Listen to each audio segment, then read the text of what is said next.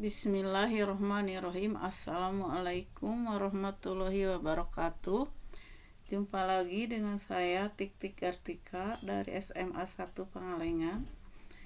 Pada saat ini saya akan membahas tentang jurnal penutup pada perusahaan dagang yang merupakan materi ajar kelas 12 semester genap. Tujuan pembelajaran yaitu setelah pembelajaran siswa diharapkan 1. Dapat menjelaskan pengertian jurnal penutup.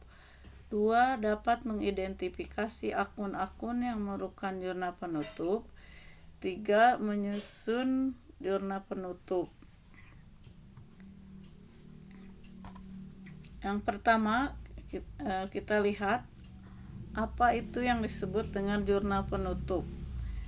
Jurnal penutup adalah jurnal yang dibuat untuk menutup atau menolkan akun-akun nominal. Seperti yang sudah kalian tahu, akun-akun nominal itu yaitu terdiri dari pendapatan dan beban. Akun nominal perlu ditutup karena termasuk akun sementara yang berlaku hanya 1 periode. Akun-akun yang perlu ditutup pada perusahaan dagang yang pertama adalah penjualan serta hal-hal lain yang terkait dengan penjualan. 2. Pembelian serta hal-hal lain yang terkait dengan pembelian. 3. Pendapatan. 4. Beban. 5. Laba rugi. Dan 6. Raib. Mari kita lihat yang pertama, bagaimana cara menutup akun penjualan barang dagang. Yaitu caranya dengan memindahkan saldo akun penjualan ke akun ikhtisar laba rugi. Nah, di sini contohnya tahun 2011 bulan Desember. Jadi setiap jurnal penutup itu dibuat pada akhir periode ya. Di sini penjualan untuk menutup akun penjualan, jadi mendebit penjualan barang dagang ya.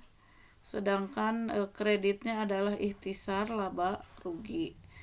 Sebenarnya tidak jauh berbeda dengan penutupan atau jurnal penutup pada perusahaan jasa. Cuma nama akunnya saja yang berbeda.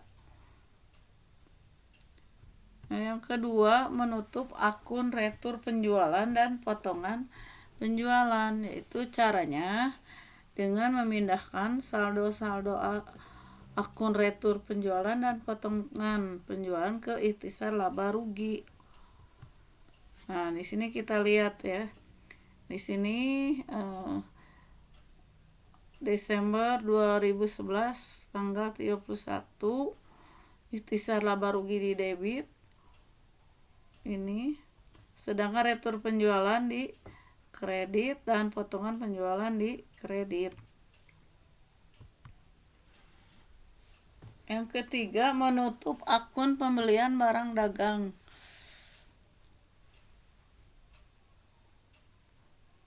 Dan beban pembelian. Caranya dengan memindahkan saldo akun pembelian dan beban pembelian ke akun ikhtisar laba rugi. Nah, ini sebagai gambaran, yaitu di sini tetap tanggal 31 Desember ya. Ikhtisar laba rugi di debit, pembelian di kredit, dan akun pembelian di kredit. Akun beban angkut pembelian di kredit. Yang keempat yaitu menutup akun retur pembelian dan potongan pembelian. Caranya dengan memindahkan saldo akun retur pembelian dan potongan pembelian ke akun ikhtisar laba rugi. Ini ya, jadi retur pembelian di debit, potongan pembelian di kredit. Nah, jumlah dari retur pembelian dan potongan pembelian itu adalah ikhtisar laba rugi di kredit. Yang kelima, menutup akun pendapatan. Caranya dengan memindahkan saldo-saldo akun pendapatan ke akun ikhtisar laba rugi.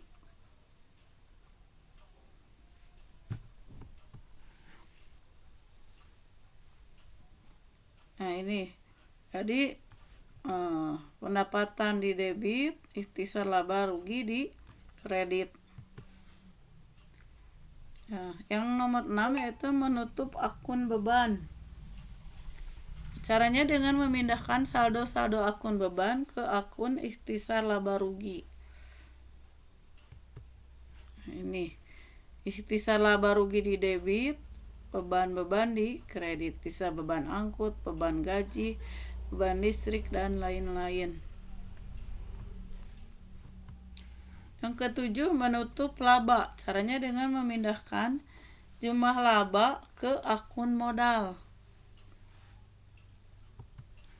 Nah ini, jadi kalau perusahaannya laba, ikhtisar laba rugi di debit, modal di kredit.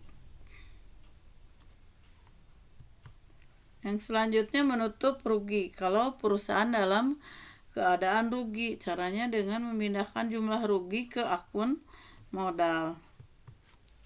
Nah, jadi modalnya di debit, ikhtisar laba ruginya di kredit.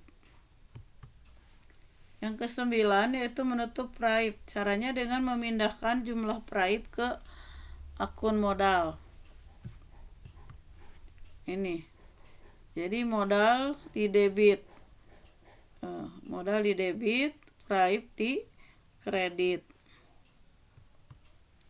Contoh soal, misalnya susunlah ayat penutupan dari data neraca saldo sebagai berikut. Misalnya di sini dalam jurnal dalam neraca saldo disesuaikan penjualan barang dagangan 10 juta di kredit, retur penjualan di debit 100.000, potongan penjualan di kredit 50.000. Bagaimana jurnal penutupnya? Nah, jurnal penutupnya seperti ini. Jadi penjualan barang dagangan di debit 1 juta, ikhtisar laba rugi di kredit 1 juta. Terus untuk returnya, ikhtisar laba rugi di debit 150, retur penjualan 100.000 di kredit, potongan penjualan di kredit 50.000. Yang selanjutnya, contoh yang selanjutnya, ini disajikan juga neraca saldo setelah disesuaikan. Di sini ada pembelian barang dagangan di debit 5 juta, retur pembelian di kredit 200.000, potongan pembelian di kredit 150, beban angkut pembelian 75.000.